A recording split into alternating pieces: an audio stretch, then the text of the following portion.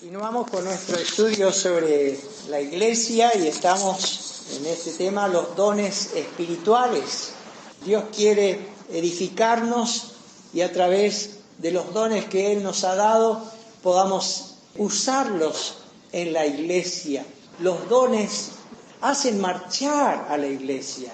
No puede haber una Iglesia sin los dones funcionando, porque si la Iglesia no hace funcionar los dones, la Iglesia no es iglesia, es un club nomás. No, Dios dio los dones para que los usemos, para el cuerpo de Cristo pueda ser funcionar. Y como dijimos, el propósito de la Iglesia es edificar a los santos para que cada uno de nosotros sepa los dones que tenemos.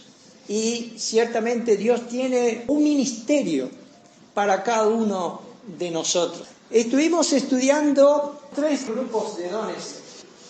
Los dones fundacionales, que abarcaban solamente los apóstoles y profetas. Dios dice que nosotros somos edificados bajo el fundamento de los apóstoles y profetas. Eso lo vimos en Efesios 2:20. Dios le reveló su palabra a los apóstoles. ¿Cuántos apóstoles hubieron? 12. ¿Quién fue el último apóstol? Pablo. ¿De dónde sacamos? Y allí vimos ese pasaje en 1 Corintios capítulo 15, versículo 8, que decía: y al último de todos, como un abortivo, me apareció a mí. Como un abortivo. ¿Por qué dice un abortivo? Porque el principio para ser un apóstol lo vimos allá en Hechos, capítulo 1, cuando los apóstoles escogieron al que iba a ser el sucesor de Judas, y un requisito era haber estado con el Señor Jesucristo en todo el ministerio de Cristo, desde el bautismo de Juan hasta que Él murió, y haber visto al Señor Jesucristo resucitado. Un requisito era estar en todo el ministerio. Entonces Pablo dice: como un abortivo me apareció a mí. Él no estuvo desde el comienzo, pero Dios tuvo misericordia y me puso en el apostolado. Es tan interesante esto que la Escritura dice: un requisito es haber visto a Cristo resucitado. Y hoy por allí pueden aparecer algunos que dicen: yo soy apóstol, ¿cierto? ¿No? O yo soy profeta. Bueno, no, tenía que haber visto al Señor Jesucristo resucitado y haber sido llamado por Cristo. Ayer estábamos mirando Gálatas. Dice la Escritura cómo recibió el apóstol Pablo el apostolado. El Señor lo llamó. Y ni siquiera dice: consulté con los apóstoles. Cuando me vi, había sido después de varios años, me vi. Y la revelación que él tuvo en cuanto al Evangelio, no lo reveló ningún hombre. Todo fue directamente de Dios. A mí me enseñaron para yo estar predicando. Ustedes son enseñados, pero el apóstol recibía directamente de Dios. Ellos recibían la inspiración y la revelación. La inspiración que Dios guió sus mentes para escribir lo que Dios le dictaba. Cuando los apóstoles murieron, y el último de todos fue el apóstol Juan, terminaban también los profetas. ¿Por qué? Porque el apóstol era quien corroboraba al profeta. En el Nuevo Testamento nosotros vemos 4 apóstoles que escribieron el Nuevo Testamento, Y los otros 4 profetas, un profeta que escribió el Nuevo Testamento tenía que estar siempre asociado a un apóstol. Entonces, los que escribieron estos profetas fueron Lucas, que siempre estuvo asociado al apóstol Pablo. Lucas escribió el Evangelio de Lucas y el libro de los Hechos. Marcos estuvo asociado a Pedro. Y Judas y Santiago eran hermanos de Cristo, nada menos. Entonces, estos son los dones fundacionales. ¿Cuántas veces se pone el fundamento? ¿Cuántas veces ponemos el fundamento para edificar? Una sola vez, una sola vez. Entonces el fundamento ya está puesto. El canon bíblico, la palabra canon viene de vara. Es el patrón de donde nosotros sacamos nuestros principios bíblicos está acá. No necesitamos más a un Juan Pérez que diga, Dios me reveló. ¿Me reveló? ¿Qué te reveló? Que hay que creer en Cristo. Eso ya está escrito. Dios me reveló en cuanto a Israel va a ser... No, ya está escrito. Yo resucité. Unos cuantos escuché que resucitaron. No, Dios ya puso su palabra inspirada por medio de sus apóstoles y profetas. Y ahora estamos en los dones de señales, y eso es lo que estuvimos viendo, dones de señales, dones que confirmaban que Dios envió a esos hombres. ¿De qué forma Dios demostraba que los envió? A través de estos dones. Vamos a ver prodigios y señales. Repite mucho esas palabras. ¿En quiénes se cumplieron solamente estos prodigios y señales? En los apóstoles. En los apóstoles. ¿Y cuáles son? El don de hacer milagros, el don de sanidades y el don de lenguas. Eso es lo que nosotros estuvimos viendo, y el primer don que vimos fue el don de hacer milagros. Y uno, cuando se introduce en las Escrituras, mucha gente piensa esto, que ni bien abrimos la palabra de Dios, empezamos a encontrar milagros y milagros. No es tan así. Hay milagros, pero hay ciertos grupos de milagros que se concentran en determinadas épocas, porque los milagros estaban anunciando un cambio en la dispensación o algo nuevo que Dios quería anunciar. Y a través de sus siervos, Dios quería confirmar que Dios los estaba llamando a esos siervos para efectuar ese cambio a través de los milagros. Y vimos 6, hay 6 momentos en las Escrituras donde Dios hizo milagros portentosos, porque había algo, un cambio o algo nuevo que Dios quería anunciar. Y esos 6, ¿se acuerdan cuál era el primero? En los tiempos de Moisés, acuérdense todo lo que llegó a hacer Moisés. Fue impresionante.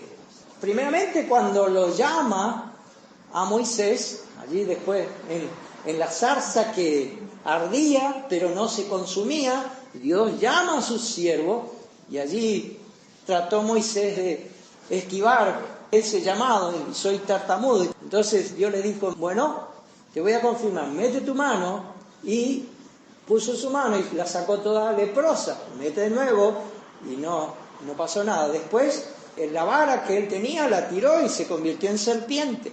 Después ustedes se acuerdan todas esas plagas que a través de Moisés se hizo. ¿Por qué Moisés? Porque Moisés iba a entregar algo muy importante para la nación judía y para todos, la ley. Después vemos algo, en el segundo que vimos fue en cuanto a Josué. Josué iba a hacer entrar al pueblo de Israel a la tierra prometida.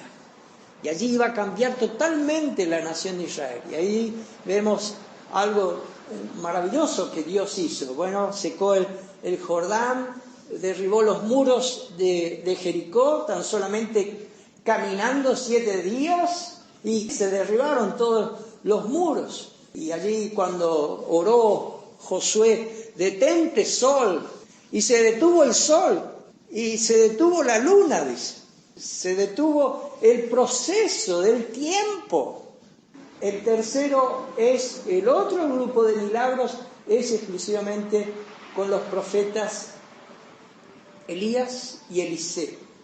O sea, Dios levantó a estos profetas para amonestar a los reyes de Israel porque se estaban apartando del pacto mosaico y de la ley. Entonces era para amonestar. Y para confirmar que estos eran hombres de Dios, Dios les dio poderes milagrosos. Entonces allí vimos todos los milagros que estos hombres hacían. Resucitaban. Hasta, dice la Escritura, que cuando llevaban a enterrar a un hombre, y esos que lo llevaban a enterrar vieron una banda de bandidos, tiraron el cuerpo del muerto y cayó sobre los huesos de Eliseo, y el muerto resucitó. Imagínense el poder que Dios les dio. Pero eran momentos especiales para mostrar una etapa nueva y para confirmar esa etapa, una dispensación nueva. Bueno, de allí hay un silencio. Allí, después de estos 2 profetas, hay un silencio de más de 400 años. Y llegamos a la época del Señor Jesucristo. Y para confirmar que Él era el Mesías y que traía un mensaje totalmente nuevo, hay que leer el Nuevo Testamento, especialmente los Evangelios. Vuelvan a leer los Evangelios. Y ahora con esta mentalidad, anoten todos los milagros de Cristo. Es impresionante este Dios poderoso, cómo hacía todos estos milagros. Y allí el Señor vino para anunciar algo nuevo a la nación de Israel, vino a ofrecerles el reino de Dios en bandeja. Y la nación de Israel los rechazó.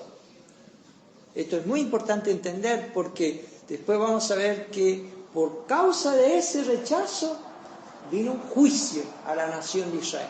Ese juicio se materializó 40 años después. Cristo anunció ese juicio, lo anunció en 3 de los evangelios. No va a pasar esta generación sin que venga este juicio, que no va a quedar piedra sobre piedra, hablando del templo, y se cumplió. Israel fue totalmente destruido. Como nación se perdió. Y después vemos algo muy portentoso en cuanto a los grupos de milagros: Moisés, Josué, los profetas, Jesucristo, y ahora vienen los apóstoles. En la era de la iglesia, ¿por qué Dios manifestó todos estos milagros únicamente con los apóstoles? Porque Dios estaba haciendo algo nuevo. Ahora venía el tiempo de la iglesia, la era de la iglesia. Estamos en el tiempo de la gracia, para mostrar que esto es algo nuevo.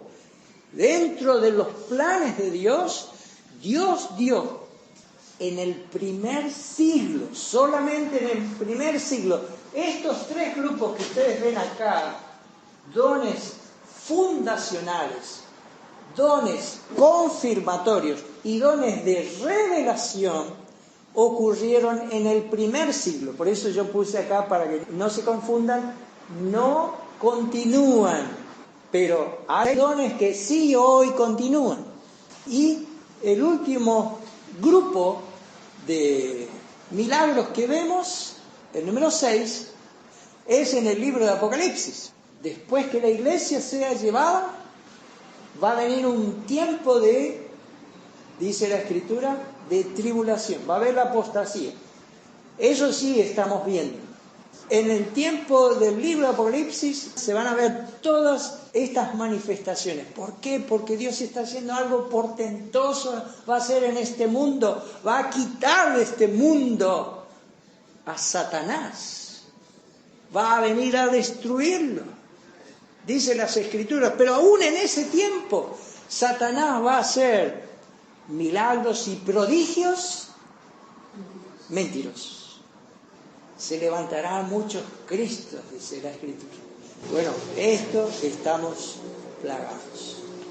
En cuanto a los milagros, hay una expresión que dice en Juan capítulo 14, versículo 12, y cualquier pentecostal o carismático te va a decir, dice, de cierto os digo, el que en mí cree, las obras que yo hago, él las hará también, y aún mayores hará, porque yo voy al Padre. ¿Qué significa aquí las palabras mayores obras hará? Esto siempre ellos enfatizan, pero no se refiere en cuanto a las obras milagrosas, como que cualquiera las va a hacer. Quiero enfatizar esto. Estos dones únicamente se cumplieron en los apóstoles o en aquellos que estaban asociados a los apóstoles, pero únicamente ocurrió en el primer siglo. En el primer siglo de la era cristiana. Muchos autores, escritores, hablan de los padres de la iglesia, se los mencionan así. O sea, ¿quiénes eran? Eran hombres piadosos que fueron después, en la segunda centena, en el segundo siglo.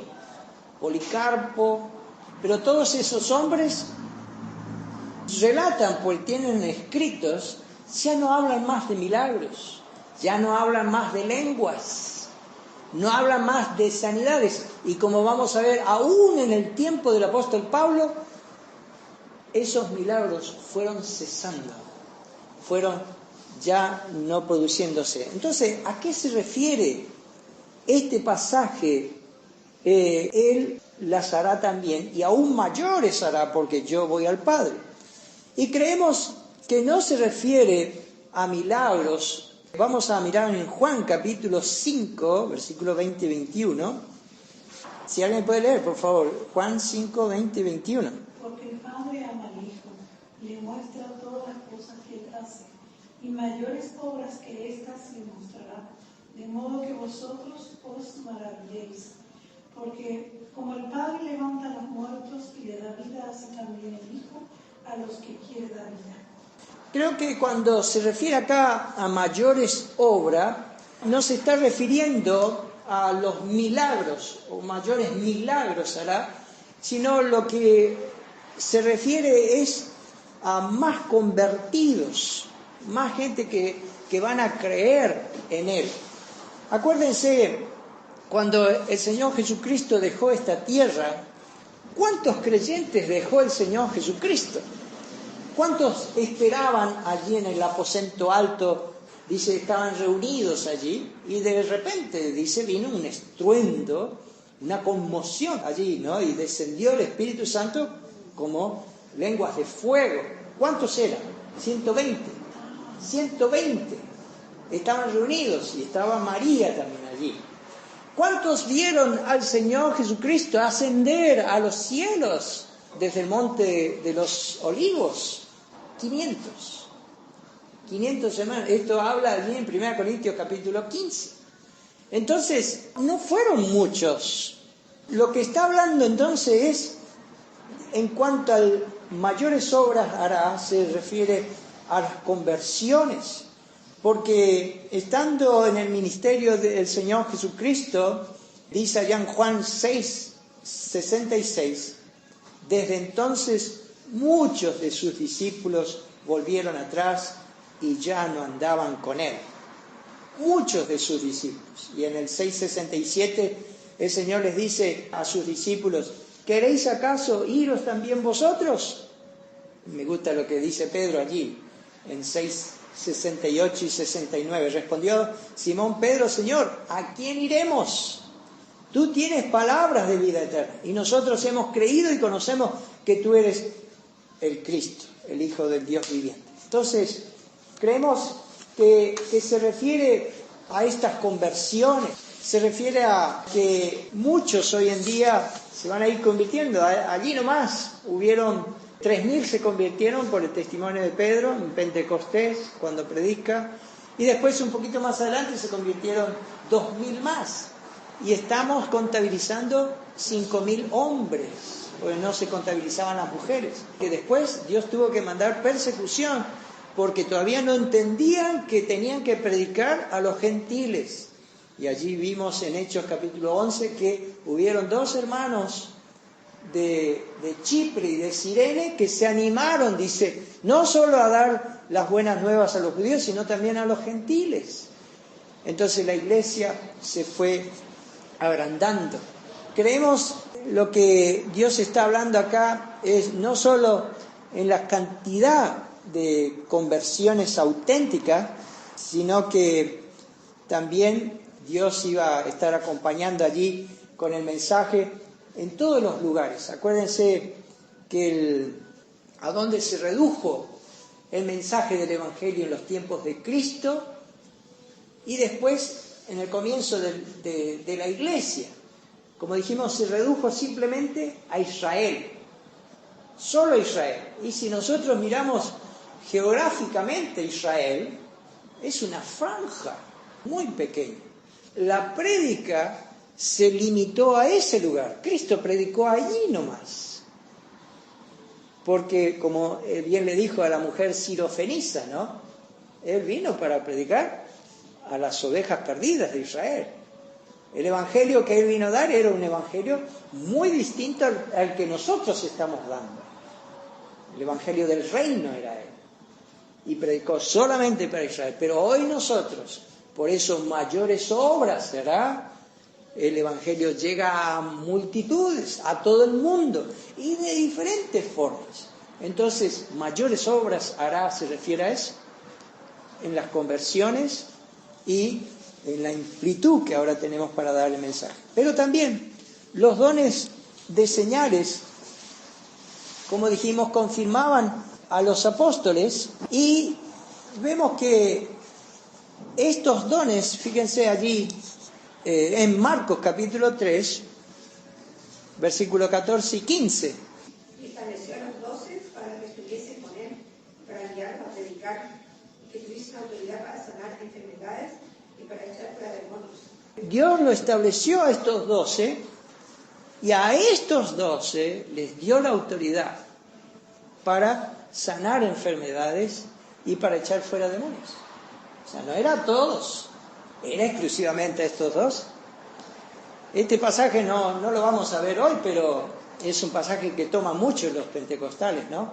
En mi nombre echarán fuera demonios, hablarán nuevas lenguas, tomarán serpientes, dice, no les hará daño. Pero ¿quiénes eran los que podían hacer eso? Los apóstoles. No era cualquiera. Bueno, por allí uno ve en algunos videos o muestran en los noticieros iglesias donde manipulan serpientes. Después lo que no cuentan es cuando la gente muere y las profecías de ellos no se cumplen. Cuando los enfermos de cánceres mueren al poco tiempo. Eso no informan. Todos informan la mentira. La mentira. Porque las señales eran únicamente para confirmar a sus apóstoles que Dios los había llamado. En 2 Corintios capítulo 12, si alguien tiene, puede leer. Por todo, las señales de apóstol han sido hechas entre vosotros en toda paciencia, por señales, prodigios y milagros. Y acá dice algo interesante, ¿no? Señales, prodigios y milagros. ¿Qué era un prodigio? La palabra prodigio es algo maravilloso, algo portentoso, algo que sobresalía. ¿Y en quiénes se dieron estos? En los apóstoles, no en cualquiera, señales de apóstoles. Entonces, Vuelvo a reiterar, hermanos, esto se sucedió en el primer siglo, cuando murió el último de los apóstoles, que fue el apóstol Juan, allá por el año 100, estaba preso en la isla de Patmos. El emperador era Domiciano, que lo puso allí preso. Allí se completó el canon bíblico. Al completarse el canon bíblico, se terminó los dones de señales, como estamos viendo acá. En Hechos capítulo 2, 43 dice: y sobrevino temor a toda persona, y muchas maravillas y señales eran hechas por los apóstoles. Eran hechas por los apóstoles. Antes de terminar, quisiera hablar sobre las evidencias de la cesación de los dones de señales. En este caso, primeramente, los milagros, como estamos viendo. Y acá dice el orden cronológico en que se escribieron las cartas del Nuevo Testamento, las cartas del apóstol Pablo. El primero fueron 1 y 2 de Tesalonicenses en el año 51, 1 y 2 de Corintios en el 56, después de Cristo estamos hablando, Romanos en el 57, Efesios, Colosenses, Filipenses y Filemón en los años 60 y 62, y estas se llaman epístolas carcelarias porque las escribió desde la cárcel. Y 1 Timoteo, y acá quiero que presten atención, 1 Timoteo y Tito lo escribió en el 62 y al 66, y la última carta, 2 Timoteo, en el 67, y allí estuvo nuevamente encarcelado y se cree que ya no salió más de esa casa.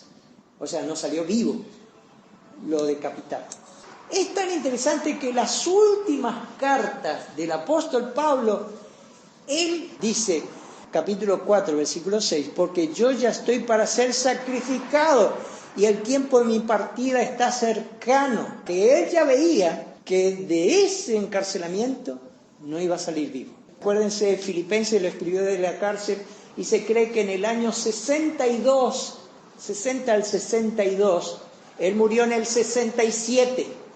Entonces, en el 60 al 62 escribió Filipenses y él dice en el capítulo 2, versículos 25 y 26, mas tuve por necesario enviaros a Epafrodito, mi hermano y colaborador y compañero de milicia, vuestro mensajero y ministrador de mis necesidades, porque él tenía gran deseo de veros a todos vosotros y gravemente se angustió porque habéis oído que había enfermado, pues en verdad estuvo enfermo, a punto de morir, pero Dios tuvo misericordia de él, y no solamente de él, sino también de mí, para que yo no tuviese tristeza sobre tristeza. ¿Qué pasaba? Estaba enfermo, y Pablo no hizo nada, no pudo curarlo. Es que muchos hermanos dicen que ya iba cesando su don. Pero presten atención en esto. En 1 Timoteo 5:23, ya no bebas agua, sino usa de un poco de vino por causa de tu estómago y de tus frecuentes enfermedades. ¿Vio, pastor? Ahí está. Usted que siempre me habla de que no hay que tomar vino. El apóstol Pablo le mandó que tome vino y aún le dice, ¿no? Ya no bebas agua, sino usa de un poco de vino por causa de tu estómago y de tus frecuentes enfermedades. Bueno, igual, pastor, usted ve un poquito nomás. Tenemos que aclarar esto. Nosotros usamos un agua que compramos, porque no podemos tomar el agua de la canilla, porque ya tuvimos experiencia en Lambaré. Vivíamos con un remedio que se llamaba dianterol. Bueno, la palabra ya lo dice todo. Mis hijos y nosotros estábamos constantemente mal del estómago por tomar esa agua. La cuestión es que no se puede tomar. Pero acuérdense, en la antigüedad, el uso del vino, el cual tenía alcohol, tenía 3 particularidades. Primero, era un desinfectante para limpiar heridas. Para limpiar heridas. ¿Se acuerdan ese pasaje cuando el buen samaritano dice, le puso vino en las heridas? Esto está en Lucas capítulo 10, 34. Entonces, era para limpiar heridas. Hoy no necesitamos para tapar heridas heridas vino, ¿no es cierto? Gracias a Dios que ya la ciencia ya nos dio rifocina, ¿no? Tenemos rifocina, tenemos un colorante ya para la herida, no hace falta el vino. También se usaba para analgésico. Dice, por ejemplo, en Proverbios 31:6, dad la sidra al desfallecido y el vino a los de amargado ánimo. Acuérdense que en los tiempos antiguos no había morfina. Y la morfina recién fue en tiempo de la Segunda Guerra Mundial. En la Guerra de la Secesión, la Guerra Civil de Estados Unidos, los que relatan, dice, cortaban crudamente brazos, piernas, serruchaban, sin anestesia. Pero en los tiempos bíblicos, dar sidra al desfallecido, aquella gente que tenía cáncer, que estaban ya a punto de morir, se le daban eso para aguantar los dolores. Mucha gente que sufre de cáncer, impresionante. Un hermano perdió a su esposa hace poco, dice, tuvieron que dormirla, la durmieron, y sé que ya no va a despertar más. Por los dolores que tenían por el cáncer. Entonces, hoy no necesitamos más esto, analgésico, pero también se usaba gotitas para purificar el agua. Pero el apóstol Pablo le dice, poné unas gotas, y esa palabra en griego es un poquito, es una pequeña proporción para purificar. Pequeña proporción, pero tampoco le está diciendo que beba en grandes cantidades. Dice, usa. No es, consúmelo, tómalo. Hermanos, ¿por qué? Hasta el día de hoy la Escritura sostiene que no hay que tomar, pero en ese tiempo, gracias a Dios, ahora tenemos Factora G, tenemos Buscapina, tenemos para los dolores estomacales, pero tenemos agua que no nos va a hacer mal en el estómago, pero no el alcohol. El alcohol destruye, va a destruir. ¿Qué es lo que pasaba en la antigüedad? Está bien, te curaba, pero corrías el riesgo de entrar en un vicio. Bueno, analgésico. ¿Se acuerdan Cristo? En la cruz le dieron de beber vinagre, dice. En otra versión le dice vino. Era un analgésico para no sentir dolor. Pero gracias a Dios por la medicina que hoy no necesitamos más de eso. Pero lo que vamos es que el apóstol Pablo no tenía más el don de sanidad, el don para que estos hermanos que estaban sufriendo tuviesen una palabra, un toque, o la sombra, o la ropa que le traían, dice el apóstol Pablo, él les curaba. ¿Pero qué pasó con su amado Timoteo, su hijo Timoteo? Lo dejó enfermo. ¿Dios ha cesado de sanar? No. ¿Pero qué es lo que nos da? Oramos, clamamos al Señor, que Dios los libre, que Dios pueda acompañarles. Y hemos visto, y a veces no. Usamos, tal vez un hermano que está enfermo, bueno, llama a los ancianos y únjale con aceite. Y la oración de fe curará al enfermo, dice. Si está en la voluntad de Dios, Dios hace milagros, pero no el don de hacer milagros. Pastor Arnaldo quiere tener.